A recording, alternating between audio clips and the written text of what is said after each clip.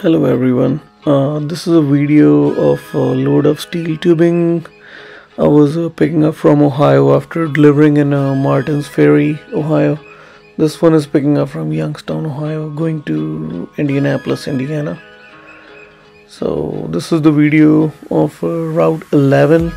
After Route 7, you get on Route 11, and then it merges into 680 or 80, and then you get into Youngstown.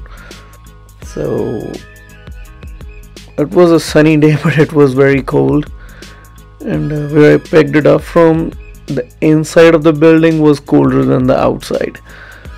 So I mean, the video doesn't show the weather, but it was cold. It was from Youngstown tube, and I think it had like 8 or 3, 11, 13 bundles or 14 bundles altogether. You just put the two 4x4s at the bottom of the trailer, and the rest they use their own pieces of wood to stack them, 2 stack high or 3 stack high.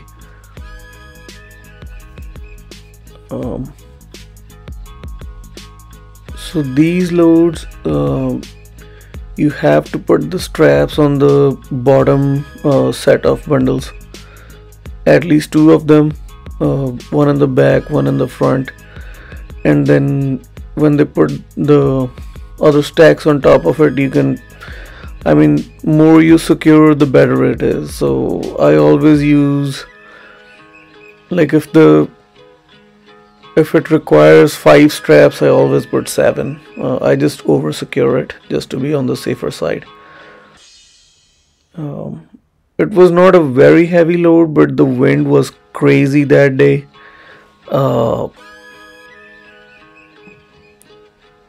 That's what was hurting the fuel economy that day, I guess. But it was not very heavy. I think 42,000 pounds altogether, front and back, the whole load.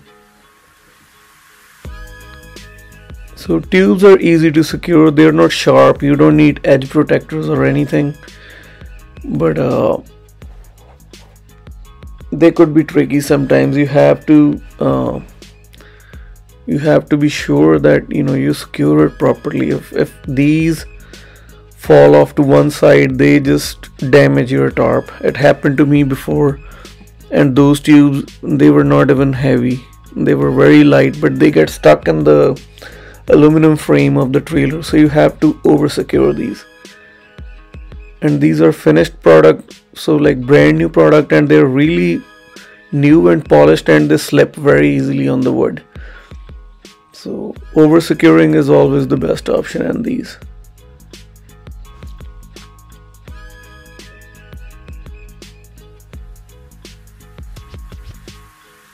So I always put the time lapse on these because it takes like good hour to secure these or to load these, and then no one has the time to watch for 1 hour.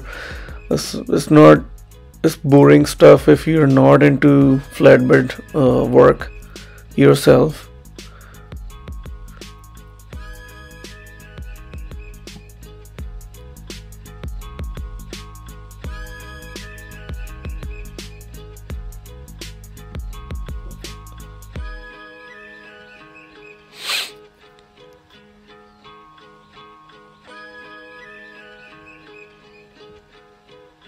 I forgot the camera inside the trailer, and I did cut the video, but I stopped somewhere and got the camera out.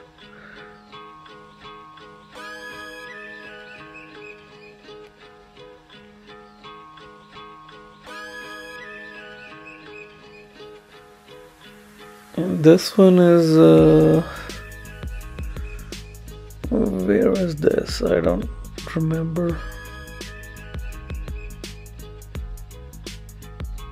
Oh, this was in Michigan, yeah. So I picked up tool dies. Some people call them tool dies, some people call them injection moldings. These were for the plastic production company, and I picked these up in Michigan. The broker is offering me another load, but I don't have a way to go there to pick it up. I don't want to go deadhead to Michigan to pick up something coming back to Indiana, and you know, I cannot even give them a reasonable price to go there empty for 300 miles and pick it up. It won't make any sense for the broker. I told her to find someone who's close by. If I find something going that way, then I will take it, But right now I don't know. So I made a wrong turn. I made a U-turn and I got there somehow.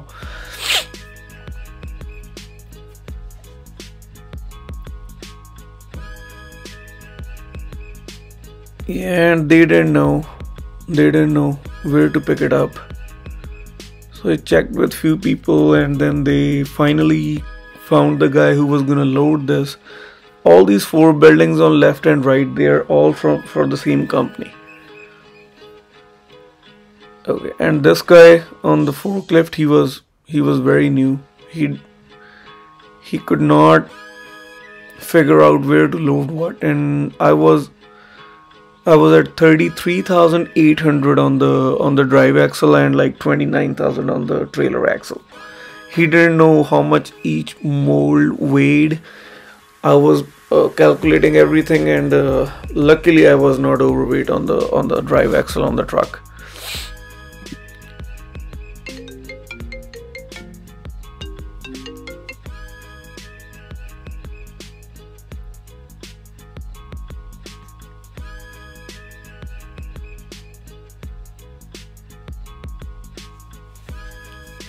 So on these, normally the tool dies, they're heavy, and they don't put them on the pallets. They put them, they pick it up with the crane and put them on 4x4, and then you can put the chains on it and secure them. But since these were on the pallets, I could not put the chains on it. That would crush the pallet and put the molding down to the floor. So I was using straps, and those orange ones, they are the edge protectors.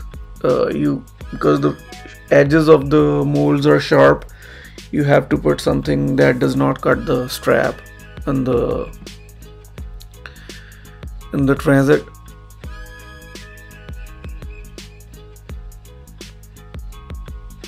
It was hard to secure. When you have something simple or something systematic, then it's easier to secure, but something scattered like this all over the trailer, no, it's not easy. So I took these from Shelby Township. It's a little north of Detroit, and brought them to Muncie, Indiana. And their pallets were trash too, man. I had to do whatever to make it to Indiana without throwing them down off the trailer. So this one I took to Muncie, delivered there. Then from Muncie, Indiana to like 20 miles away, Anderson, Indiana, I picked up coils from there. It was 4 aluminum coils this time. They were 7,000 pounds each, and I thought they would be very small, but they were tall. But since this aluminum is very light, so the size of the coil could be deceiving, but this was only 7,000 pounds each. 4 of them. Took them to Louisville, Kentucky, delivered them there straight through, and this was good. It is like 150 miles, 151 miles, and they pay good. We don't get them often, but yeah, whenever the broker has it, she texts me if I need them, and the last 3 times, luckily I was around to pick them up and take them to Louisville. I might end up going to Louisville this weekend for the MAT show. but not have any plan yet. Alright guys, this is it for this video.